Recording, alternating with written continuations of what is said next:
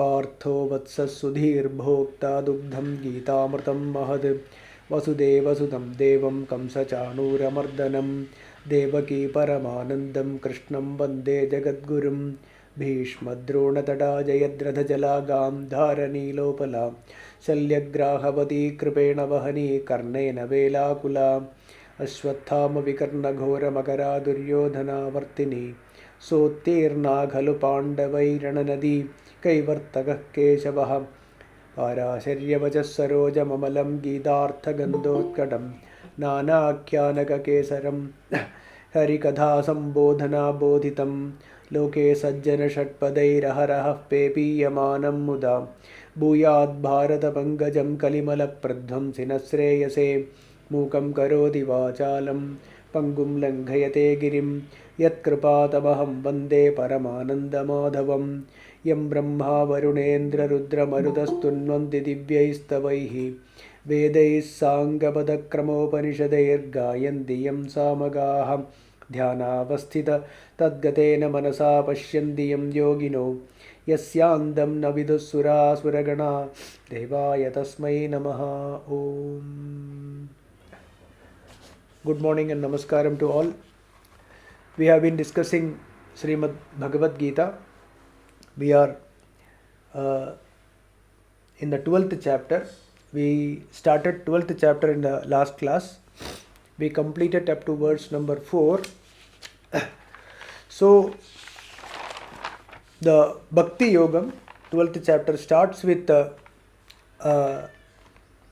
Arjuna's doubt. Arjuna is asking which is more auspicious, whether it is Saguna Brahmopasana or whether it is the Nirguna Brahmopasana. This is the doubt Arjuna has. And one thing is clear, that Ananya Bhakti, only Bhakti towards Bhagavan. Okay, not Bhakti towards other things. So that only will lead to Bhagavat Prapti. So that is very clear. So, but out of that, in that, how to do upasana, how to do bhakti. Okay. So, whether it is the Saguna Bhakti or Nirguna Bhakti.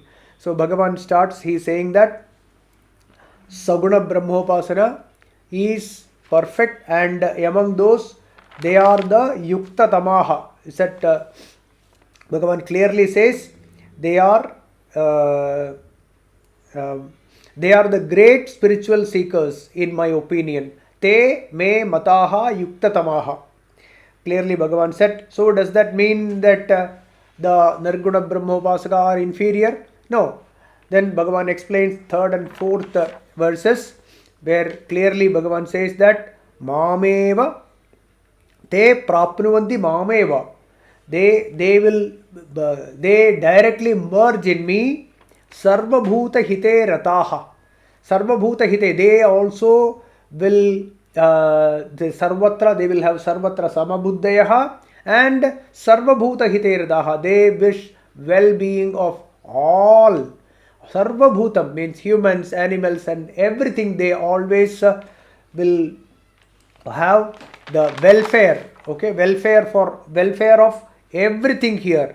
So that will be the person who sees only wishes good.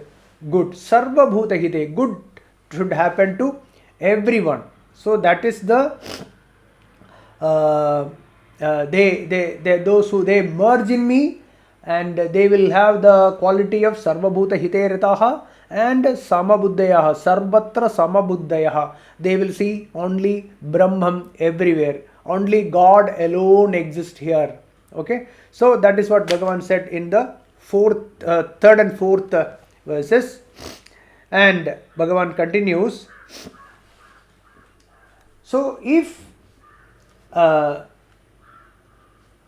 Nirgunopasana, if Nirguna Brahmopasana leads to merging with God, then why it is not being advised to everyone, or why it is not for everyone? Why some only will have, some they do Nirgunopasana, and most of the people, they do Saguna Brahma Upasana. Why is it so? This doubt may arise, So Bhagavan says, 5th verse, क्लेशोऽधिकतरस्तेषाम् अव्यक्तासक्तचेतसाम् अव्यक्ता हि गतिर्दुःखं देहवद्भिरवाप्यते क्लेशोऽधिकतरस्तेषाम् अव्यक्तासक्तचेतसाम् अव्यक्ता हि गतिर्दुःखं देहवद्भिरवाप्यते अव्यक्तासक्तचेतसां तेषां those who worship avyakta, those who worship nirguna parabrahmam, those who are worshipping nirguna parabrahmam, mean this nirguna parabrahmam cannot be grabbed by senses or mind, okay? So which cannot be grabbed by, you can't see, you can't smell, taste, etc., but which is the chaitanyam, which is the chaitanyam because of which everything else shines, okay? That is self-effulgent. You don't need any other light for this parabrahmam to shine, but it gives light to everything else. Deham, indriyam, mano, buddhi, everything is shining because of that chaitanyam. Such a chaitanyam cannot be grabbed by sense organs, and those who have asakti towards that, those who worship those who are attached towards the Parabrahman, not asakti towards the objects of this world, not the material things, but asakti only towards Bhagavan, okay?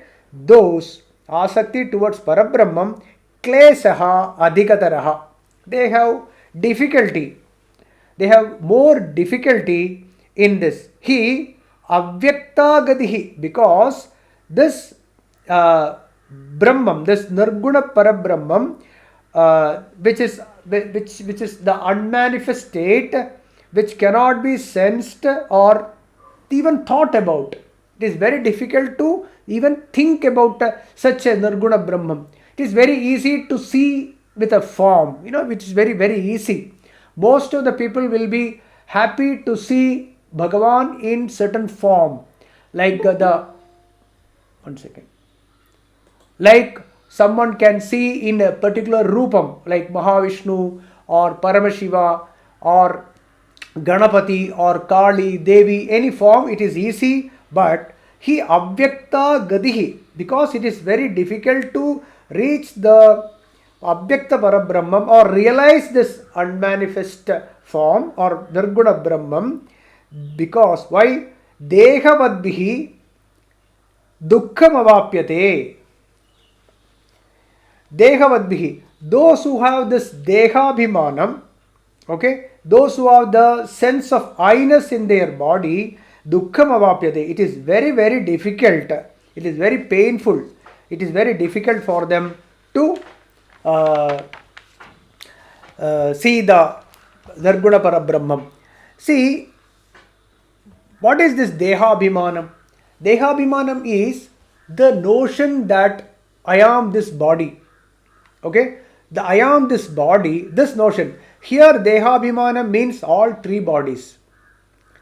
We know there are three bodies: Sthula Shariram, Sukshma Shariram and Karana Shariram. Sthula Shariram is this gross body, subtle body, that is the mind, Mano, Buddhi, Ahankara, Chittam, this together, or mind, Prana and Buddhi, these three. If you take in the Kosham, Annamaya Kosham is the gross body, that sheath, food sheath, then Pranamaya, Manomaya, Vijnanamaya. These three sheaths together is called the subtle body, and the Karana Shariram, the causal body. What is the causal body? This ignorance. Okay, the ignorance that I am this body. I am not forgetting our true nature, that I am the Satchidananda Rupam.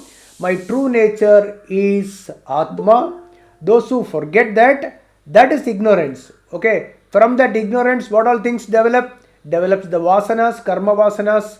Karma vasanas means the urge to do something, to be happy, the urge to grab something, to urge to get something, without which I will be unhappy. This notion, this is the vasana which is there. This is the ajnanam. It is from the ajnanam. This forms. This is the seed of all. This is the seed for the subtle body and the sthula body, gross body. So the causal body is this vasana, from which arises this mind. This mind wants to do something. I want something, right? So this is the subtle body, and from the subtle body, the gross body forms. What is the gross body? Gross body is this. Because we have to do action. We have to perform action to get something.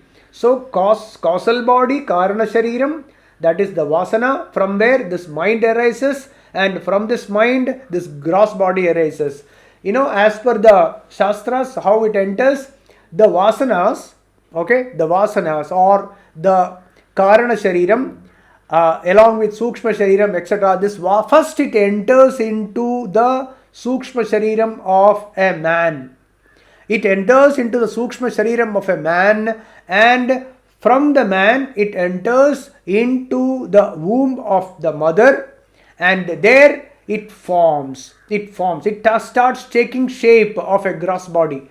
Okay, so the sukshma shariram, the mind which we have so much of desires, etc., and to fulfill those desires, it creates a body to fulfill its unfulfilled desires. So the body is formed because also this the jiva, okay, the jiva, how it travels, it starts searching. It starts searching for a man where it can fulfill its desires. After finding the right place, then it enters into the sukshma shariram of that man, and then from there it enters into, through as a bijam, it enters into the womb of a woman, and then there it starts forming a body which can fulfill its unfulfilled desires. Okay, so all this is done by what? It is all done by the jiva only. So the karana shariram leads to sukshma shariram and the creation of sukshma shariram and the gross body. So one who thinks that I am this body, okay, so all this causal body, sukshma shariram, etc., these are all because of ignorance only. All this is happening because of ignorance, not knowing that I am that Brahman, I am that consciousness in which all this drama happens. One who doesn't realizes this, that is the Jiva Bhava, and that Jiva Bhava travels from one body to another body like that. So one who is this Dehabhimani, for this ignorant person, okay, the jiva carrying these three bodies, it carries these three bodies. It carries this karna shariram, sukshma shariram, sthula shariram, and again it goes back into karna shariram, sukshma shariram, sthula shariram, like that. Okay, not knowing its true nature, not knowing this nirguna parabrahma, this sharira abhimani finds very difficult to imagine. So then how is it possible to do upasana of this nirguna brahman? It is not possible for this to imagine. So an ordinary mind, such an ordinary mind, what it has got? Such an ordinary mind means such a jiva will have both rajogunam and tamogunam more. More of rajogunam and tamogunam. What is this rajogunam? The rajogunam is, I want to do some actions. I will perform actions and I want the results of these actions. This is the rajogunam. Having attachment towards the result of actions is the rajogunam, and the tamogunam also is more. What is tamogunam? The desires are there, lot of desires are there inside, but I won't do anything. Lot of moham is there. Moham is there. I want to have this, I want to have that, but will not do any action. This is the tamogunam. Okay, so both this rajogunam and tamogunam together will be the such a mind, it cannot think of a nirguna brahman, etc. So we have to, this has to be reduced. The rajogunam and tamogunam has to be reduced, and there should be an increase of sattvagunam. There should be slowly we have to increase the sattva gunam. What is the increase of sattva gunam means? The knowledge. I want to know, that knowing thing. I want to know that what is this Jiva, Jagat, Ishvara.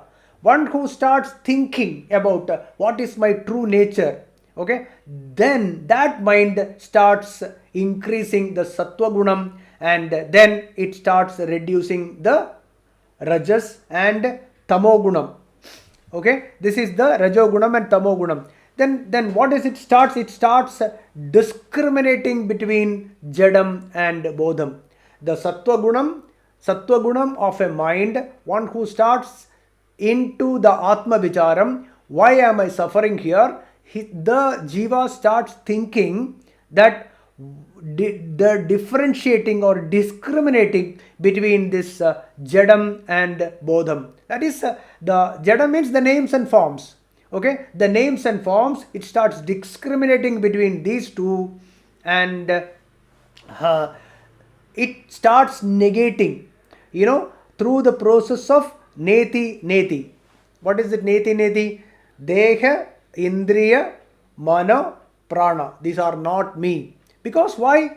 Because when I am looking at myself, I understand that these things are constantly changing. Is it not? The deham undergoes a constant change. We have already heard this. Shadvikaram is the process. Asti, jayate, vardhate, viparinamate, kshiyate, nashyate. This shadvik, it constantly undergoes a change. The body continuously change, and also we say my body. Is it not? So this body which constantly changes and disappears. Similarly, the mind also, it is constantly changing. Right? Deham, indriyas also. Indriyas, the organs, sense organs as well as the karma indriyas, they also constantly change. Right? In old age, we won't be able to hear properly. We won't be able to see things. We will taste differently. Sometimes the taste also completely loses taste, etc. So this is also constantly changing. Whereas the eye, the eye doesn't change at all. I don't change. Which is ever there, which is there now, and which will be there always. This I, not this I is the understanding to know self. This is the process of getting rid of all the things which are impermanent. Deham, indriyam, mind, prana also. This prana also is a jadam. Okay, the energy also is a jada vastu only. Only when there is a presence of chaitanyam, this prana starts vibrating. So the vibration of this prana or the mind or the indriyam, deham, etc. is only because of the presence of myself, the presence of aham, the presence of atma alone. Okay, the presence of atma is, or the chaitanyam, which is the base of all this, which is the foundation, which is the fundamental of all these things to appear. So right from prana, mind, indriyam and deham in the same order, it appears in my consciousness, and I am that consciousness, and that is my true nature. Everything else is a jadavastu. This thought, this knowledge is the increasing of sattva gunam. It is because of the increasing of sattva gunam. That is why we say we have to get more and more of sattva gunam and reduction of rajas and tamo gunam. The meaning is this: one who starts in the process of realizing self is called an increase in sattva gunam, and the reduction of rajogunam and tamogunam. There are no much, the desires are getting reduced, and there is no attachment towards the result of actions, etc. Okay, that is the reduction of rajogunam and tamogunam. So to increase this tattva gunam, okay, the increasing of the sattva gunam is what is necessary for that. So for that we will come later. So here now, this process is difficult for many. This margam is difficult. The reason is,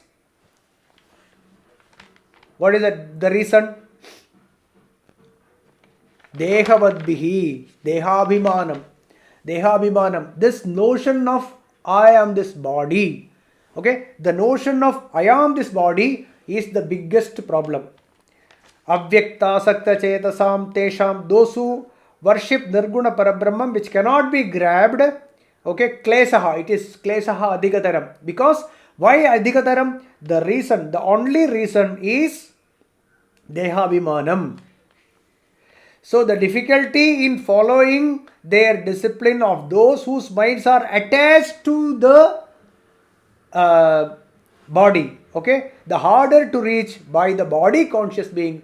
So the most problem, see, one incident I remember which I heard in one of the talks is that once Maharshi, Ramana Maharshi, he was having a, suffering, physically suffering from the cancer, etc. This unable to bear this, unable to bear, one of the devotees was seeing this and then he was unable to bear this and he was crying and rolling on the ground. And then Swami Bhagavan, I am unable to see you going through this physical suffering, etc.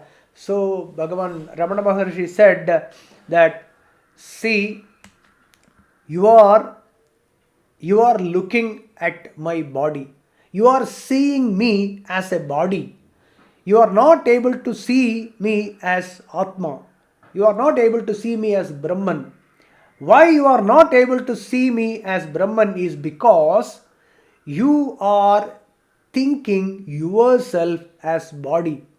You think you are the body. That is the reason you are not able to see me as Atma or Brahman. That is why you are seeing me as a body. That is why the bodily pain that because of the cancer or whatever disease a jnani goes through, the devotee seeing him as a body, because the devotee himself is seeing as himself as a body. So one who is able to see himself as Atma or Brahman will only be able to see the Guru or the Jnani as Atma. Very, very important point.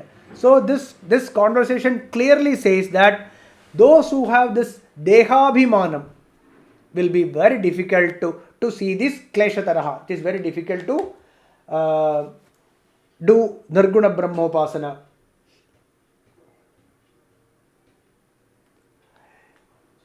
So again, why the Nirguna Brahmopasana is difficult? It is because the natural tendency of human beings is to see, smell, taste, etc. When there is no Rupam in front of us, it is very difficult to do Upasana, worship that which don't have a Rupam, which don't have a name, etc. That is why Nirguna Brahmopasana is difficult for those. That is one reason. Another is Dehabhimanam. Because of the Dehabhimanam, I am this body. So he will look for bodies only everywhere. Understand? So this is the meaning of this fifth verse. Then what Bhagavan continues. Okay, we understand that Nirguna Brahmopasana is difficult and Saguna Brahmopasana is comparatively easier. But does that mean that this Brahma Prapti is not possible? Is it inferior? Okay, Saguna Brahmopasana, is it inferior? Or Bhagavat Prapti, is it not possible through Saguna Brahmam?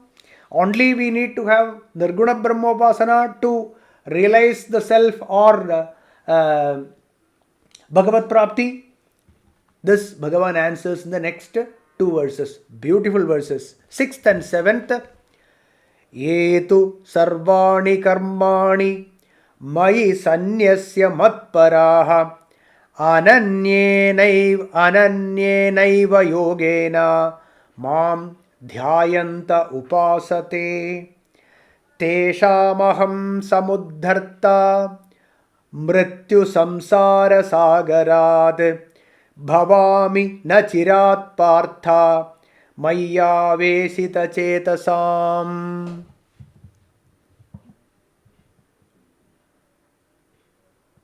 Once again.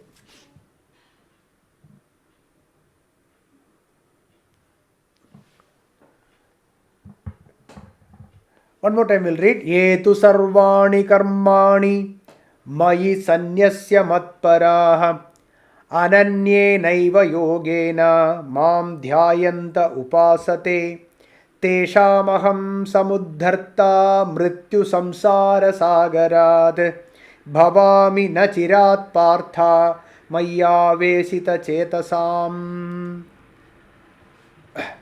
Ye tu mayi, those who, mayi here means the Paramatma Pratikam or Ishtadevata. Okay, Ishtadevata or Saguna Brahmam. That means those who Sarvani Karmani Sanyasya. Okay, so those who are worshipping me as a Saguna Brahmam. Okay, Yetu Mayi, in me, Sarvani Karmani Sanyasya. Okay, all actions, Sanyasya. Sanyasya means dropping the notion of I am doing. Okay, dropping the notion of I am doing, but as an offering to him, as an offering to that Ishtadevata. So, those who are offering all the actions and the results also, all the actions and its results, those who offer this as a puja to whom? Mai means to me. Who is this me here? It is the Saguna Brahman. It can be Krishna, or it can be Paramashiva, or Mahavishnu, or Ganapati, or Muruga, or Devi, any Ishtadevata. Whoever is worshipping whichever Devata they have, in that you have to offer all the actions and its results, everything. So, Etu Mayi Sarvani Karmani Sanyasya. Then, Matparaha. The only goal is Parabrahma Prapti, Paramatma Prapti. The only goal is Bhagavat Prapti. Merge with Bhagavan. Okay, that is the only goal in life. Matparaha ananyena eva yogena. The mind is dwelling not on other things. See, this ananya bhakti, ananyas chintayanto mam, etc. This is very, very, very, very, very important in Srimad Bhagavad Gita. Everywhere you will find this ananya bhakti, ananya chetasa, etc. Ananya. There should not be any other thought. Okay? Ananyena eva yogena. Remembering me at all times, the mind is dwelling not on other things, okay, but only me. Mam dhyayantaha. Always meditating or remembering me at all times. At all times means in ekantata, when you are sitting alone, and also when you are doing other things also. When you are doing your actions, whatever actions we are doing, let it be inside the kitchen, or in an office, or while walking, or before sleeping, after getting up, every time, at all times, remember me, think of me. Ma manusmara yudhyacha. This is what Bhagavan said. Ma manusmara, think of me at all times and do your job, do your swadharma, do your whatever is your swadharma, you do that. Ma manusmara yudhyacha, same thing. Mam dhyayantaha upasate, who is worshipping me this way. Then, Mayyaveshita chetasam tesham. Mayyaveshita chetasam tesham. Tesham means those whose mind is Mayyaveshita chetasam. Totally surrendered to me. Totally surrendered to me. Here, let it be, we can have the Ishtadevata as Krishna or any Devata. So total surrender. What do you mean by surrender? Whatever is coming in my way, I accept as it is. Whatever it is, let it be favorable, let it be non-favorable, okay? Whatever it is, if it is favorable one, I accept that one also. See how we accept the weather, right? We accept the weather as it is coming. There is no way you can change the weather, right? If it is hot, you have to accept the hot, the heat. If it is cold, you have to accept the cold, right? Similarly, the Shita Ushnam, etc., all the Sukham and Dukkham. What do you mean by Sukham and Dukkham? When things go favorable, when things go unfavorable. Both accepting it. Accept the situation as it is. Okay? Accept everyone, our friends, our relatives, our children, our parents, the weather, the situations, the salary that we get, the food that we, everything, even the things that is, the changes that is going in our body, right? Sometimes sometimes stomachache, sometimes very energetic, sometimes less energy. So all those conditions, everything accept as they are. Okay, so this is the upasana. So this is the way of worshipping, or this is the way of surrendering to me. So Mayaveshita Chetasam Tesham, He Partha, He Arjuna, Aham Mrityu Samsara Sagarat, I will Nachirat Samudharta Bhavami. Sachirat means I will soon, without taking much time, very fast, I will save them, lift them up, or deliver them out of this Mrityu Samsara Sagarat. Samsara Sagaram. What is Samsara Sagaram? Samsara Sagaram is this ocean of this samsara, ocean of this bondage. That is samsara. What is the bondage? Mrityu, death and birth. So this sagaram of death and birth, which is full of death and birth only. Such, from this ocean of the cycle of mrityu and jananam, etc., all these sorts of bondage, etc., I will Nachirat Samudharta Bhavami. I will lift them out of this samsara sagaram. That means all the dukkham will be over. There will be absolutely no dukkham at all. I will make sure that Mrityu Samsara Sagarad Nachirat, very fast. Not that after a long time. No. Very fast I will save them or lift them or deliver them out of this samsara sagaram. So what we have to understand here is,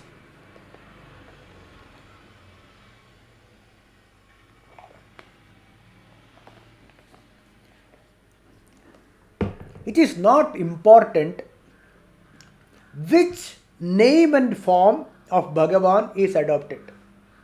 Okay, it is not important. It can be any name and form. That is perfectly alright. It is not necessary that only we have to be Krishna Bhakta or Vishnu Bhakta or Shiva Bhakta or Skanda Bhakta. Any Bhagavan's form, name and form is 100% alright. It is not important which name and form of Bhagavan is adopted. Then what is more important is with what attitude the worship is done. What is the attitude? What is the bhavam? Okay, what is the bhavam? What bhavam is there inside our heart when we are worshipping that Ishtadevata? That is the most important thing. So there are two important. One is the goal has to be very clear. The goal has to be Bhagavat Prapti alone, merging with Bhagavan.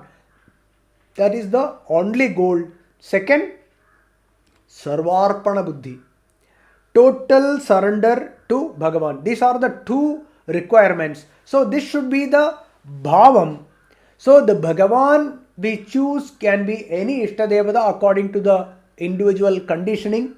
That is perfectly alright. But the bhavam should be very clear. The goal is one, Bhagavat Prapti, merge with Bhagavan.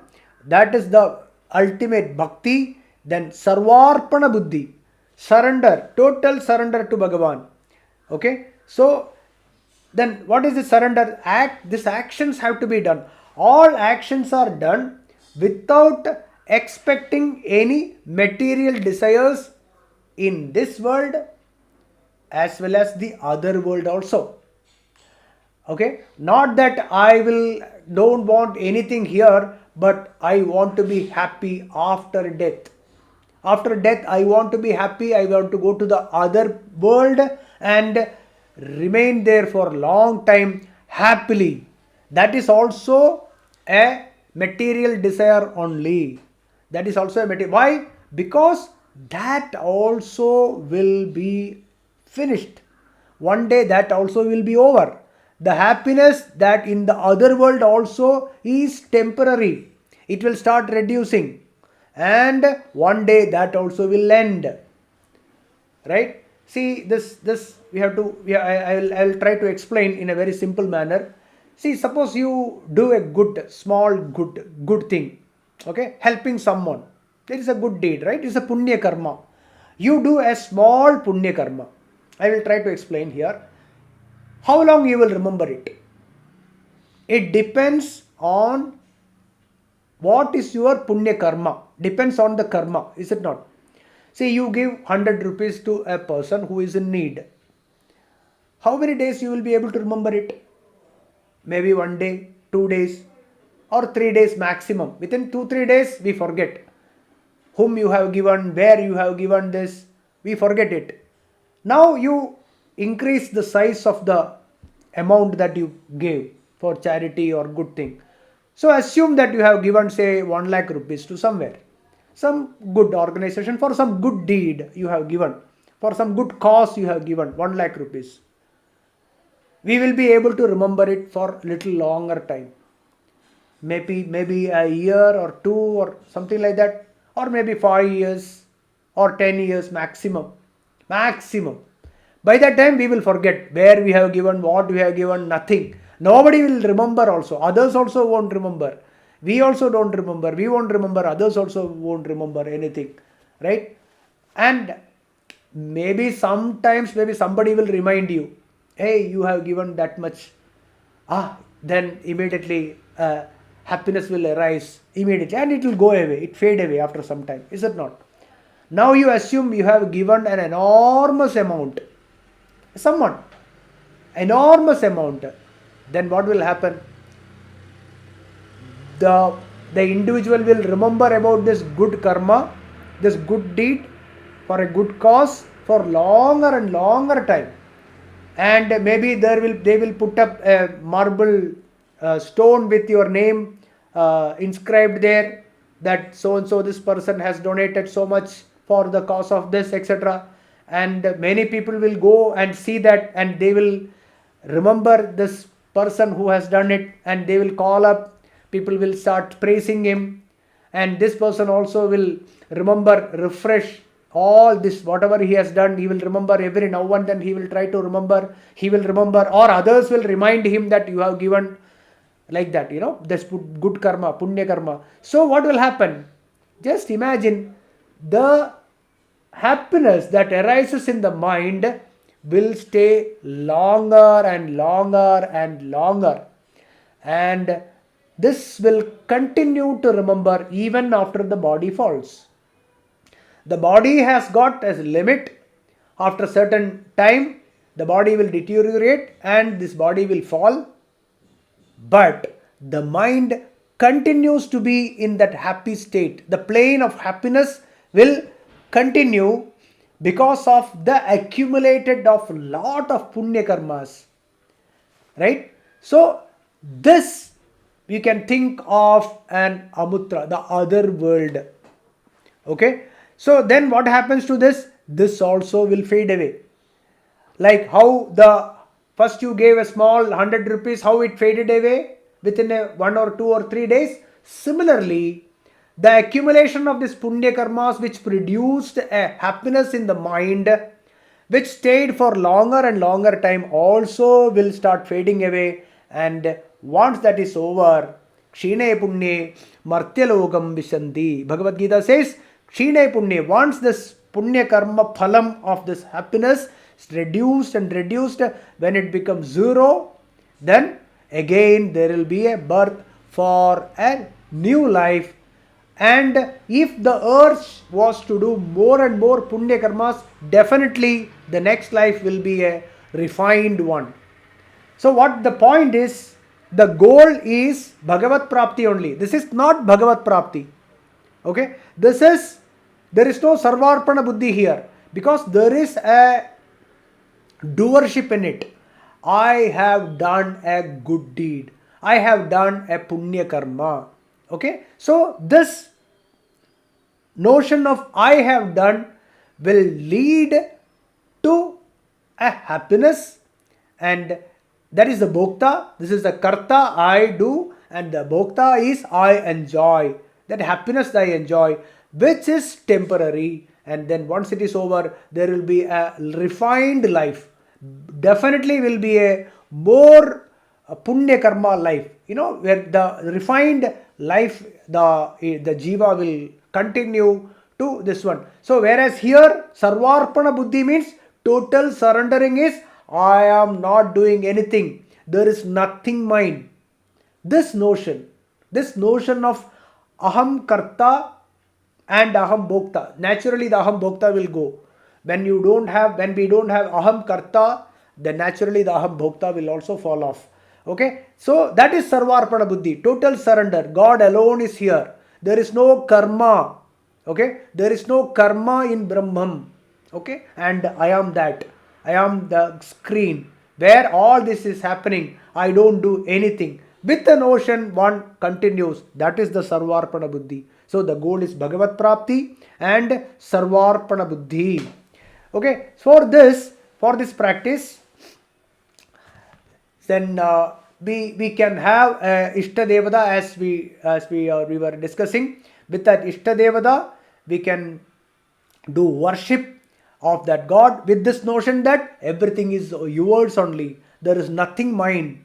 Everything is yours. With that notion, one who does. So for that, there is a process which is given in Srimad Bhagavatam. Srimad Bhagavatam, how to develop this Saguna Brahmopasana to the Ananya Bhakti. How? Kadharati.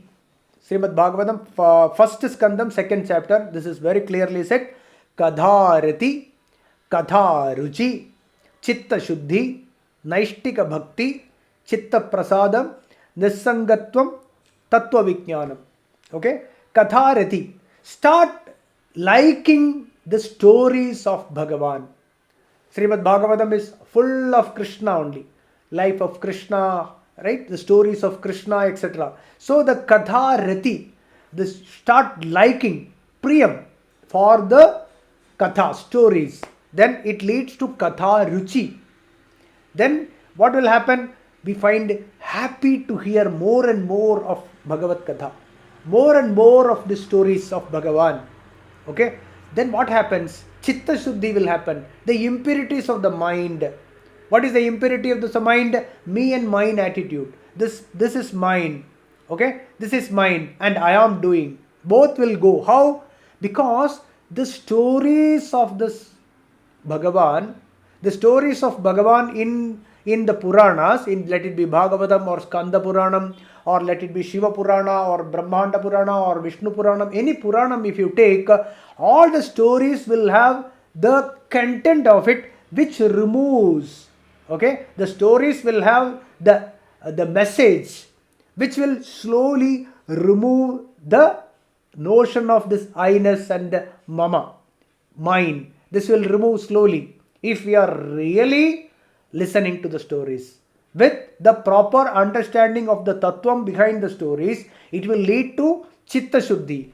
And this Chitta Shuddhi leads to Naishtika Bhakti. Bhakti is the love towards Bhagavan without any desire for the materials. Because the desire for the materials also is removed while doing the Chitta Shuddhi. Understand? So Naishtika means permanent. Always Bhakti, love towards Bhagavan. That leads to Chitta Prasadam. Chitta Prasadam is reduction of this Rajogunam and Tamogunam, which already we discussed. It reduces the Rajogunam and Tamogunam and increases the Sattvagunam.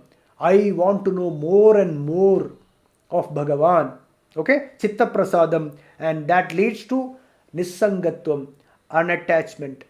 Asangoham, asangoham, asangoham, punah punaha. I have not attached, I am asangaha.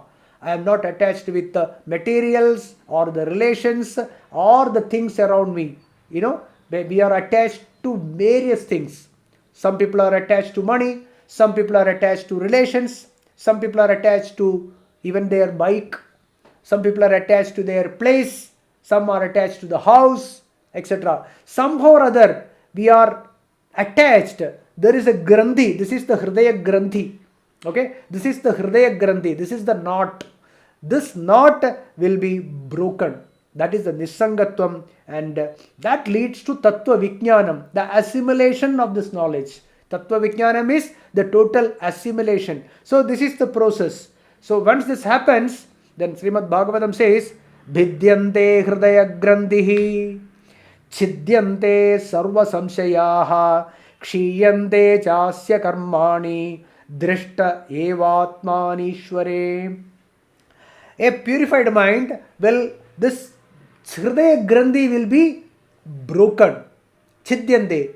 Then, Chidyante Sarva Samshayaha, Bhidyante Hridaya Granthihi, this will be broken and all the doubts will be cleared. There will be no doubt.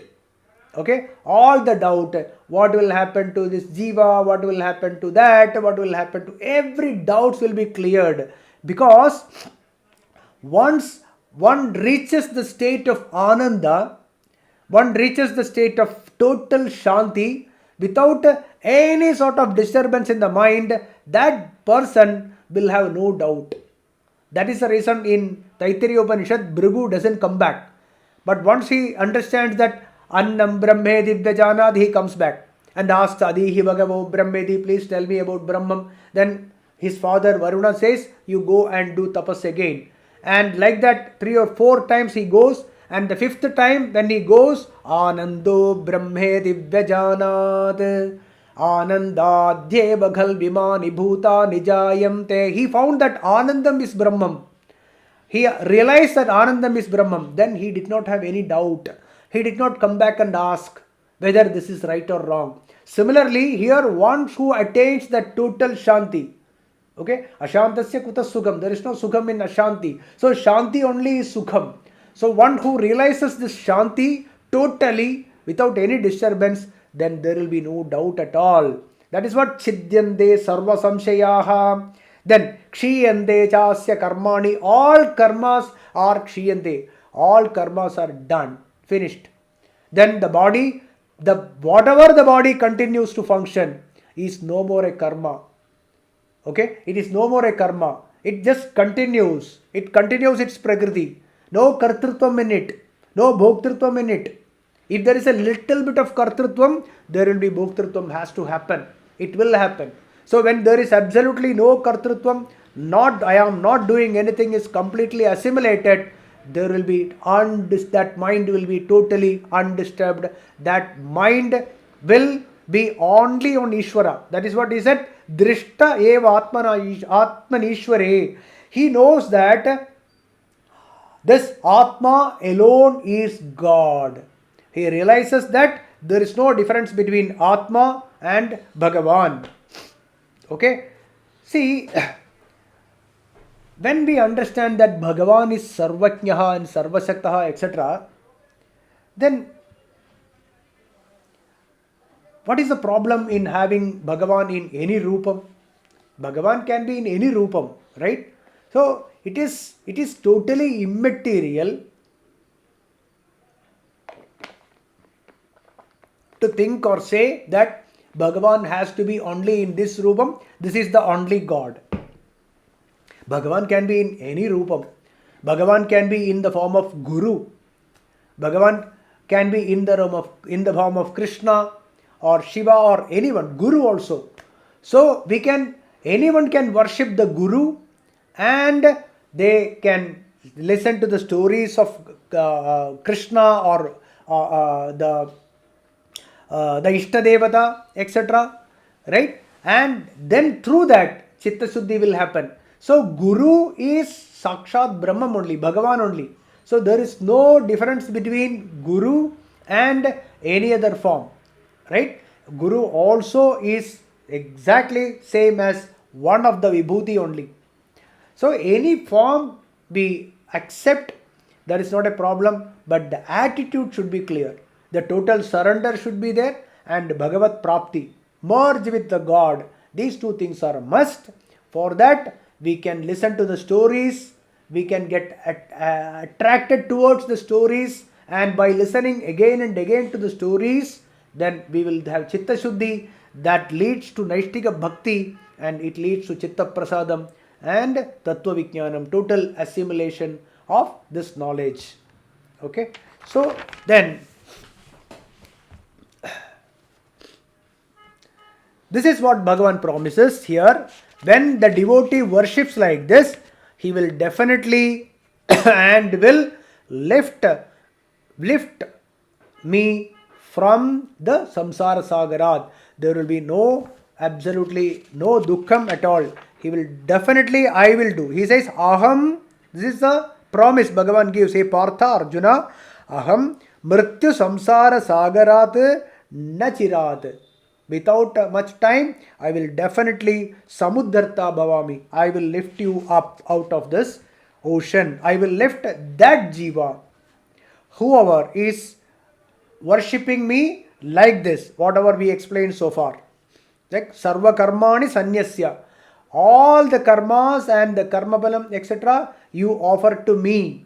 You one who does that, and mam dhyayantaha, always remember me, meditating on me. Upasade, Mai aveshita chetasam tesham, whose mind is totally surrendered to me. Mai aveshita chetasam tesham, aham mrityu samsara sagarad nachirad samudharta bhavami. This is the promise by Bhagavan.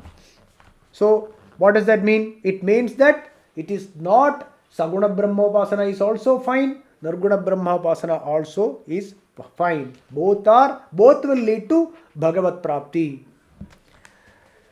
Now Bhagavan says, without any doubt, Bhagavan clarifies once again. 8th sloka. 5 minutes we have. We'll try. If not, we will continue in our next class. Mayyeva mana adhatsva mayi buddhim niveshaya nivasishyasi mayyeva ata urdhvam na samshayaha.